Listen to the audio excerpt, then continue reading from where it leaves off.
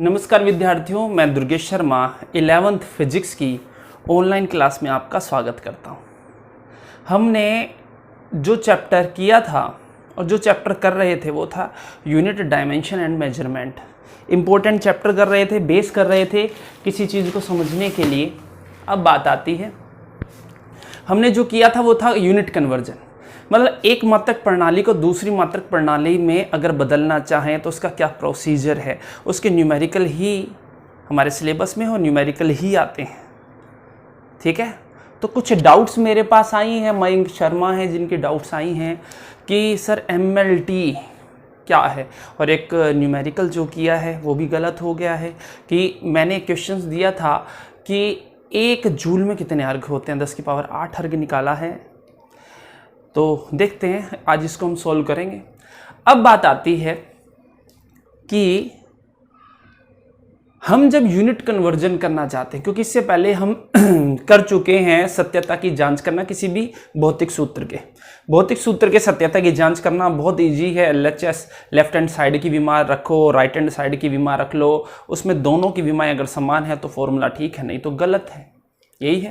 लेकिन दूसरा था यूनिट कन्वर्जन। हम FPS को CGS में कन्वर्ट करना चाहते हैं, CGS को FPS में कन्वर्ट करना चाहते हैं, CGS को MKS को CGS में कन्वर्ट करना चाहते हैं। और उसी से रिलेटेड मैंने एक न्यूमेरिकल करवाया था कि how many dyne in 1 newton.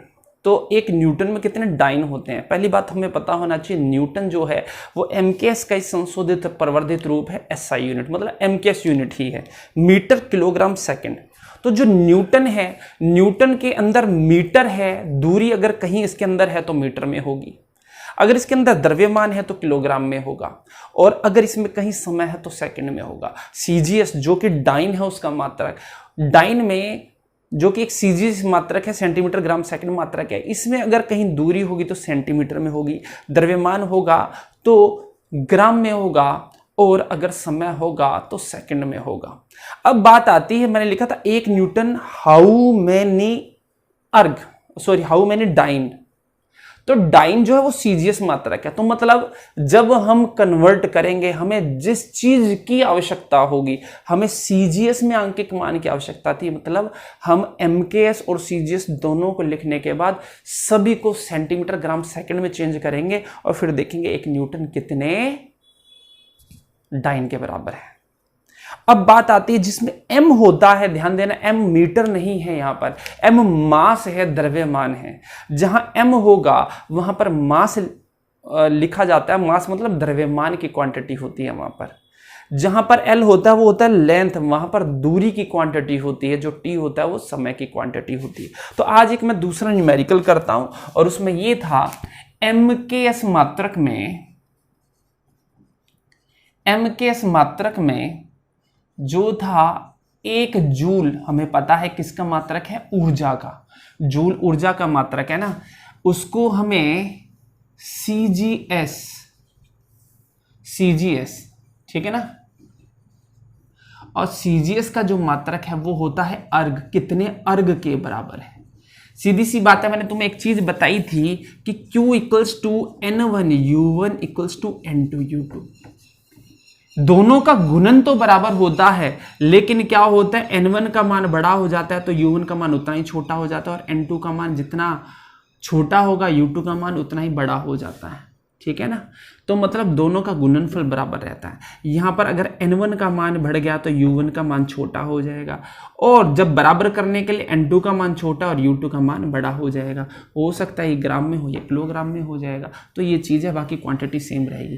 तो क्वांटिटी जो है वो ऊर्जा की, और ऊर्जा का डायमेंशन होती है M1 L2 T-2, ये हमें याद रखना पड़ेगा, क्योंकि ABC, A में M1 का मतलब 1, B का मतलब 2 और C का मतलब -2, क्योंकि M1 L2 T-2 होता है। मैंने एक फॉर्मूला बताया था, फॉर्मूला है N2 equals to N1 M1 बटे में M2 की घात A, L1 अपॉन में L2 की घात B, और T1 अपॉन में T2 की घात C। बस ये हमें फॉर्मूला याद रखना है। ध्यान देना, इसमें N2 जो है वो है दूसरी मात्रक पद्धति में अंकित मान, और हम दूसरी मात्रक पद्धति ले रहे हैं CGS। N1 है पहली मात्रक पद्धति में, तो ध्यान देना ये तो फर्स्ट है मात्रक पद्धति, ये है सेकंड, ठीक है। तो पहली मात्रक पद्धति में N1 का मान कितना है 1, N2 का मान हमें निकालना है, ठीक है। और उसके बाद हमें पता है MKS पद्धति में जो द्रव्यमान होता है वो किलोग्राम में, जो दूरी होती है वो किस में होती है, दूरी होती है वो मीटर में, और समय जो होता है वो सेकंड में होता है। CGS में जो दूरी होती है वो क्या होती है सेंटीमीटर में, जो द्रव्यमान होता है ग्राम में, और समय होता है सेकंड में, ठीक है। तो ध्यान देना M1 का मतलब यहाँ पर क्या है किलोग्राम, L1 का मतलब यहाँ है मीटर, T1 का यहाँ मतलब है सेकंड, M2 का मतलब है यहाँ पर कितना ग्राम, L2 का मतलब है सेंटीमीटर, और T2 का मतलब है सेकंड। लेकिन हमें जिस चीज में कन्वर्ट करना है, क्योंकि N2 का CGS में अंकित मान चाहिए, इसलिए हम क्या करेंगे, यहाँ पर हमारे पास किलोग्राम, मीटर और सेकंड है, तो इसे हम इसके अकॉर्डिंग लेकर आएंगे। तो हमें पता है M2, M1 और M2 मतलब दोनों को एक ही यूनिट में लेकर आएंगे, तो हमें CGS की जरूरत थी। M2 जो था वो था हमारे पास ग्राम में, तो किलोग्राम को ग्राम में बदलेंगे, मीटर को सेंटीमीटर बदलेंगे, सेकंड को सेकंड, मतलब एक यूनिट में चेंज कर देंगे, और हमें पता लग जाएगा कि N2 का मान कितना आएगा, N1 के कितने गुणज के रूप में होगा, ठीक है। तो ध्यान रखना, इसको हम सोल्व करेंगे। अब हमारे पास था, अब देखो जो हमें दे रखा है, गिवन क्या है, हमें दे रखा है N1 का मान है 1, ठीक है, U1 है जूल, मतलब U1 का मतलब है M1 जो है वो है किलोग्राम में, L1 जो है वो है मीटर में, और जो T1 है वो है सेकंड में। N2 हमें ज्ञात करना है, U2 जो है वो है अर्ग में, जो कि CGS मात्रक है, मतलब M2 जो है वो है ग्राम में, जो L2 है वो है सेंटीमीटर में, और जो T2 है वो है सेकंड में। समझ में आया। लेकिन हमें तो कितने अर्ग के बराबर है, N2 जो कि CGS का मात्रक है, ये क्या है CGS का मात्रक है, MKS का मात्रक है, तो हमें तो CGS में इसकी क्वांटिटी मेजर करनी है। अच्छा, हमें ये भी पता है ऊर्जा का मात्रक है, ऊर्जा की जो विमा होती है वो होती है, देखो विमा, ठीक है ना, ऊर्जा का मात्रक है, तो ऊर्जा की जो विमा है, ऊर्जा की विमा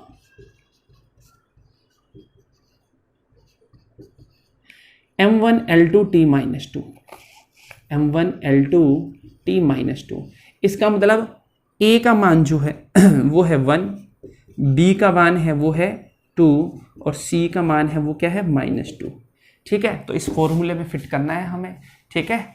तो फॉर्मूले सीधी बात, हम MKS को CGS में कन्वर्ट करना चाहते हैं, सभी को CGS में कन्वर्ट करेंगे। तो N2 का मान हमें ज्ञात चाहिए, N1 का मान है 1, देखो ये रहा 1, M1 का मान किलोग्राम में है, तो इसको किलोग्राम, ध्यान देना इसे कहते हैं पहली यूनिट में मास। M का मतलब मास होता है, L1 का मतलब लेंथ होता है, M1 मास जो कि किलोग्राम में है, और M2 जो है वो किस में है ग्राम में है। ध्यान देना ये किलोग्राम में है और ये ग्राम में, इसे जी भी लिख सकते हैं, GM भी लिख सकते हैं। और A का मान कितना है, यहाँ पर A का मान है 1, देखो M, ये M ही तो है, M1 बटे में M2 घात, A का मतलब है M की घात, और M की घात है 1, तो मतलब हम यहाँ लिखा देते हैं 1, ठीक है। समझ में आया। देखो इसे एक बार अंदाजा लगाओ इसका,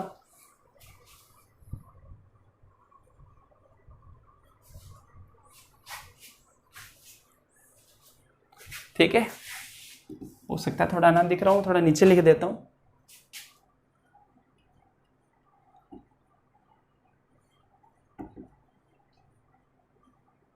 ठीक है। तो अब हम क्या करेंगे, हम यहां पर N2 का मान ज्ञात करेंगे, N1 का मान हमें कितना दे रखा है 1, M1 कितना है किलोग्राम में, ये कितना है ग्राम में, और घात है 1, ठीक है, घात क्या है 1। और इसी तरीके से L1 बटे L2, L1 है मीटर में, देखो L1 है मीटर में 1 मीटर, और L2 भी क्या है, L2 जो है वो सेंटीमीटर में है, तो यहाँ सेंटीमीटर, और घात क्या है B जो है वो है 2, उसी तरीके से T1 मतलब ये भी सेकंड में, ये भी सेकंड में, और घात क्या है, क्योंकि ये भी सेकंड में, ये भी सेकंड में है, और घात क्या है -2। ठीक है, तो यहाँ अगर बात करें किसकी, N2 की। अब देखो हमें तो CGS में कन्वर्ट करना है, क्योंकि CGS में N2 का मान चाहिए, तो सभी को सेंटीमीटर ग्राम सेकंड में बदलेंगे। तो ध्यान देना, जब सेंटीमीटर ग्राम सेकंड में बदलेंगे तो किलोग्राम को ग्राम में बदल दिया, 1 किलोग्राम में 1000 ग्राम होते हैं, इंटू में ग्राम की घात 1। 1 मीटर में 100 सेंटीमीटर होते हैं, ठीक है ना, 1 सेंटीमीटर 100 सेंटीमीटर, सेकंड ही है, कोई दिक्कत नहीं, -2। अब देखो N2 की बात करेंगे तो ये 2 है घात, तो 1000 ग्राम से ग्राम कट गया, कितना आ जाएगा 1000 गुना में। अब देखो सेंटीमीटर 100 की स्क्वायर है, मतलब 100 गुना में 100। अच्छा, सेकंड से सेकंड एक की घात जितनी भी हो एक ही रहता है, तो 1 2 3 4 5 6 7, तो मतलब N2 का मान कितना आ गया, N2 का मान आ गया हमारे पास 10 की पावर 7। तो हमें एक चीज़ पता चल गया, इसका आंसर पता चल गया कि 1 जूल में, जो कि MKS का मात्रक था, 10 की पावर 7 अर्ग होता है। ठीक है, मयंक है जिन्होंने 10 की पावर 8 निकाला है, वो 10 की पावर 7 अर्ग होगा। 1 जूल जो कि MKS का मात्रक है, और 10 की पावर 7 अर्ग जो कि CGS का मात्रक है। ठीक है, उतारो इसे।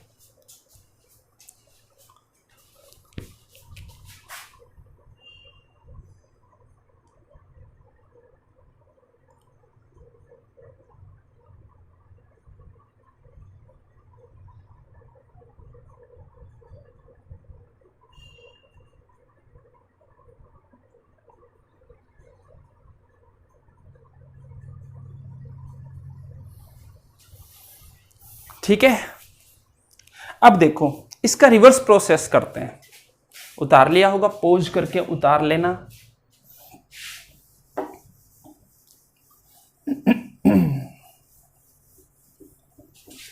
अब मैं थोड़ा शॉर्टकट चलूंगा इसमें, हर चीज बता चुका हूं। अगर हमसे पूछा जाए कि 10 की पावर 7 अर्ग में कितने जूल होते हैं, मतलब CGS जो यूनिट है उसमें वो पूछ रहा है कितने MKS यूनिट के बराबर है। हमें पता है यहाँ पर CGS MKS है, ठीक है ना, तो हम फॉर्मूले में कोई चेंज नहीं करते हैं। हम हमेशा क्या करेंगे, वैसे तो कुछ भी मान सकते हैं, हम हमेशा MKS यूनिट को कोशिश करेंगे, उसे हम क्या मानेंगे, N1 माने। MKS यूनिट यदि होगी, MKS यूनिट को हम N1 मानेंगे, बाकी कोई फर्क नहीं पड़ता तुम MKS को N1 मानो चाहे CGS को N1 मानो, लेकिन हम ये कर लेते हैं MKS यूनिट को N1 मानेंगे और बाकी जिसमें भी चेंज करना होगा उसे हम N2 मानेंगे। तो हमारा फॉर्मूला हमारे पास ही है, N2 equals to N1 upon में M1 अपॉन में M2 की घात A, L1 अपॉन में L2 की घात B, और T1 अपॉन में T2 की घात C। यही तो है। अब एक काम करते हैं हम MKS यूनिट को N1 मानते हैं, ठीक है ना, कितने जूल के बराबर है, जूल, तो ये क्या है MKS, तो मतलब ये जो मान है ये तो N1 है, और ये जो है ये है U1, और CGS यूनिट में N2 का मान हमें दे रखा है और U2 का मान है ही हमारे पास अर्ग, ठीक है ना। U2 होगा MLT जो होगा, U2 का मतलब M2 L2, और जो T2 है वो है सेंटीमीटर ग्राम सेकंड में, और जो जूल मतलब M1 L1 T1 है, क्योंकि हम N1 किसको मान चुके हैं, MKS यूनिट को मान चुके हैं, तो सीधी बात है उससे संबंधित जो M1 L1 T1 की जो राशि मीटर किलोग्राम सेकंड में होगी। लेकिन अब क्या कर रखा है, हमें N2 का मान जो है वो तो दे रखा है, N2 का मान दे रखा है 10 की पावर 7 अर्ग। अब हमें N1 का मान ज्ञात करना है, चलो कोई बात नहीं, करते हैं, अब इसको सोल्व करते हैं, ठीक है। तो ये फॉर्मूला है, N2 का मान दे रखा है 10 की पावर 7 अर्ग, N1 का मान हमें निकालना है। M1 का मान है, सीधी बात है, N1 अगर हम MKS यूनिट में N1 अगर इसको मानेंगे तो U1 का मतलब M1 L1 T1 जो है वो MKS से रिलेटेड है, तो किलोग्राम, ये है ग्राम, मीटर, सेंटीमीटर, और सेकंड और सेकंड, क्योंकि m1 l1 t1, क्योंकि हमने n1 mks यूनिट वाली को माना था, u1 इसको माना था mks को, तो m1 l1 t1 जो है वो मीटर किलोग्राम सेकंड से होंगे, तो 1 किलोग्राम मीटर और सेकंड, और नीचे वाली m2 l2 t2 है ग्राम सेंटीमीटर सेकंड। बस ठीक है। अब पहले तो हमें n2 निकालना था, अब n1 निकालना है, बस इतना ही है। अब रही घात, तो सीधी सी बात है, यहाँ पर जो घात होती है पहले तो हमें देखना है अर्ग और जो जूल है वो किसके मात्रक है, ऊर्जा के, और ऊर्जा की जो विमा होती है वो होती है m1 l2 t-2। ठीक है ना। अब देखो, अब हमें निकालना क्या है, अब ध्यान देना, अब हमें सीजीएस दे रखा है और हमें mks निकालना है। पहले हमें mks दे रखा था, सीजीएस निकालना था, इसलिए हमने सभी को सेंटीमीटर ग्राम सेकंड में कन्वर्ट कर लिया था। मतलब इस वाले को भी हमने इसको ग्राम में, इसको सेंटीमीटर में, इसको सेकंड में चेंज किया। लेकिन अब क्या करना है, हमें mks में पूछ रहा है मीटर किलोग्राम सेकंड में। अब हमें क्या करना है, सभी को mks में चेंज करना, मतलब ग्राम को अब किलोग्राम में, सेंटीमीटर को मीटर में, और सेकंड को सेकंड में चेंज है वो हम कर देंगे। तो देखो, और फिर देखते हैं हम mks में इसका मान कितना होगा।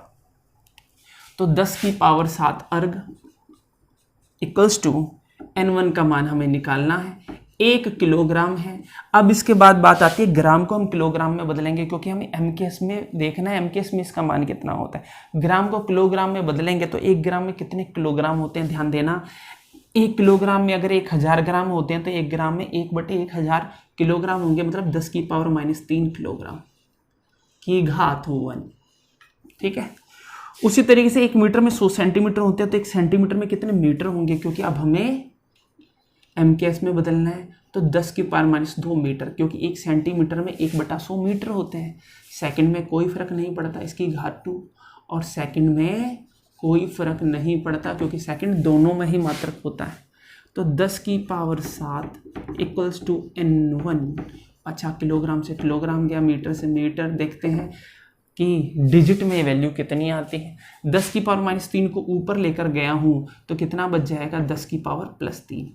10 की -3 को बटे से ऊपर लेकर जाते हैं, 10 की घात 3 की घात 1। 10 के पावर -2 को ऊपर लेकर गया हूँ तो 10 की घात 2 और इसकी घात 2। ठीक है ना। और इसका मान 1 होएगा, क्योंकि किसी की पावर भी -2 1000 कुछ भी हो 1 ही रहता है। तो 10 की पावर 7 n1 गुना में 10 की पावर 3 + 4 बराबर 10 की पावर 7। 10 की पावर 7 इंटू में n1 गुना में 10 की पावर 7, और n1 बराबर में 10 की पावर 7 बटे में 10 की पावर 7, और कितना हो जाएगा 1।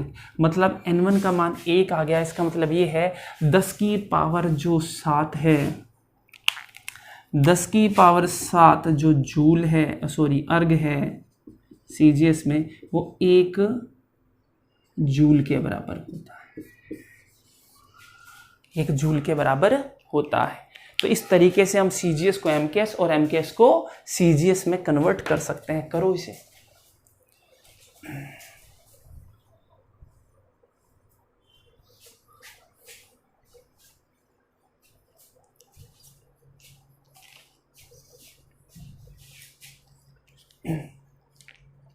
ठीक है, एक क्वेश्चन और देख लेते हैं इसी तरीके का।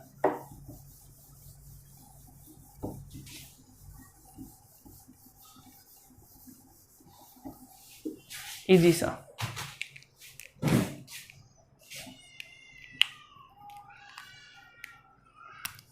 जी की वैल्यू होती है गुरुत्वीय त्वरण 9.8 मीटर पर सेकंड स्क्वायर।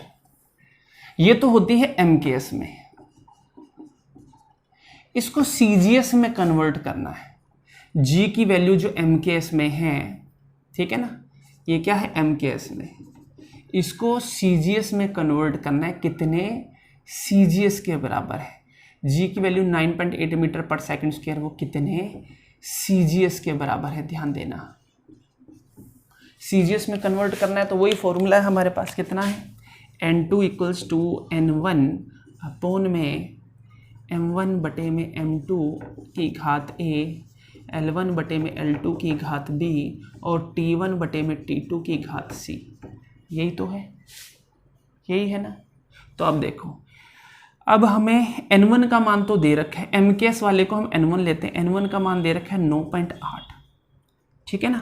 U1 का जो मान है वो M1 L1 T1 है, और जो M2 जो U2 का मान है जो कि CGS में है M2 L2 T2, क्योंकि हमें CGS में क्वांटिटी पता करनी है तो सभी को सेंटीमीटर ग्राम सेकंड में बदलना पड़ेगा।